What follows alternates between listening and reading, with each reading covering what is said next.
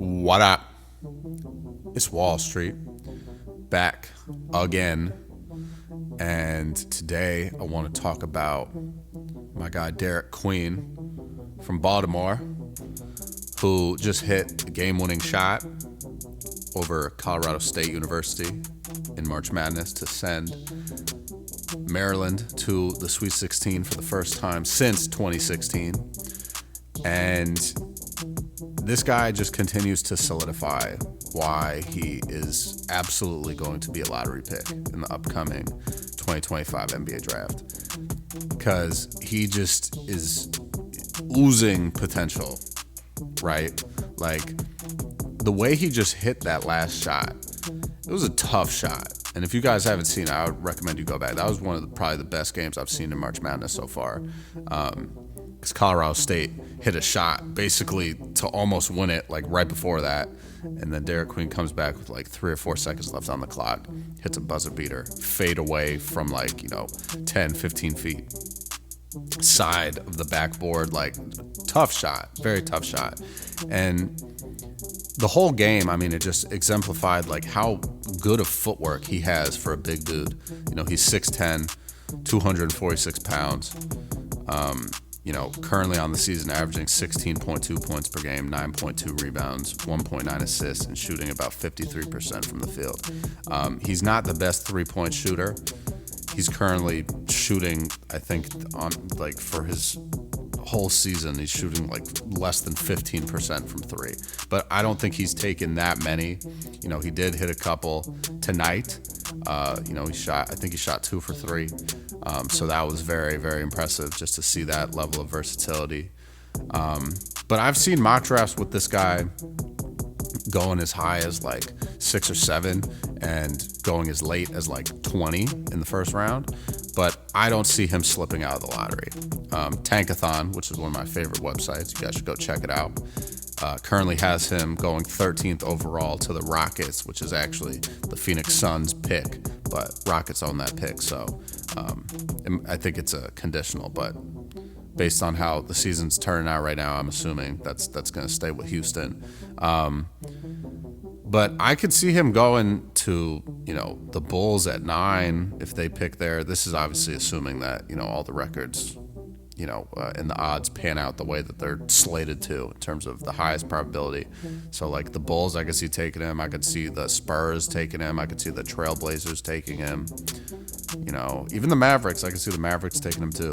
So there's a lot of different teams that could use a guy like this. I think the footwork, Kenny Smith said pretty good on the post-game show. It was like he kind of plays like a guard, like just the way he handled that last play too, is he drove the ball like a guard. It's not like he backed up the guy and hit a shot like over the shoulder.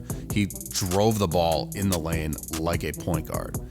And for a guy that's not only 6'10", but also like nearly 250, like that's impressive. That is stuff that I guess like Bam Adebayo kind of does that a little bit, like plays a little bit more like a point guard, even though he's a center and he's built like a center. And I'm not sure of what kind of comp I would want to give Derik Queen, honestly, but he's a big guy that could play the 4, he could play the 5.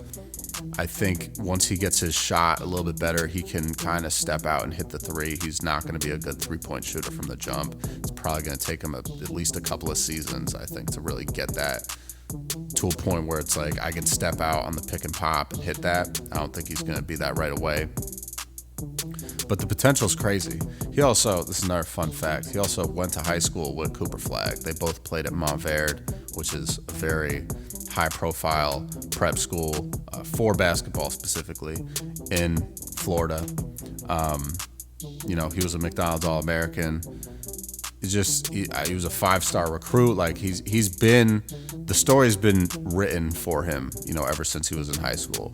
And I think it's only a matter of time until we see this kid, really doing what he has to do at the NBA level. It might take a little while. There are tons of centers that come into the league, especially in the lottery, and they don't pan out immediately. I think that's more typical for players nowadays, especially guys that get picked while they're a little bit younger.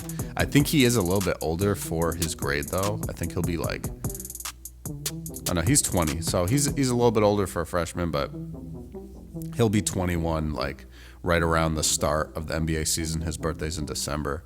So, he's Big Ten Freshman of the Year, first team All Big Ten. He's got a lot of potential, guys. So if you're not familiar with Derik Queen, I suggest you get familiar. They are going to be playing, I think, Florida in the next round of the tournament in the Sweet 16. So it's going to be an exciting time.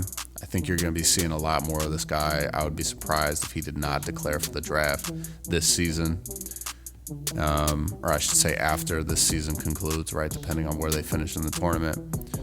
But if you're not familiar with Derik Queen, go check out that game against Florida. It's probably going to be next weekend or something like that. I'm not sure. But he's an impressive player. He's certainly an impressive player. And he's got guard skills for a guy that's 6'10", 250. That's impressive. And that's essentially what the NBA really wants at this point in time. So he's a perfect fit. So let me know what you guys think, man. I want to know what you think about Derik Queen. Where do you think he lands in the draft this coming summer? I want to know your thoughts. So please leave some comments down below. Let me know what it is. Let me know what it isn't. And we'll talk, we'll link, we'll build, all that. But that's all I got, guys. Stay safe, handle business, stand on business. Peace out.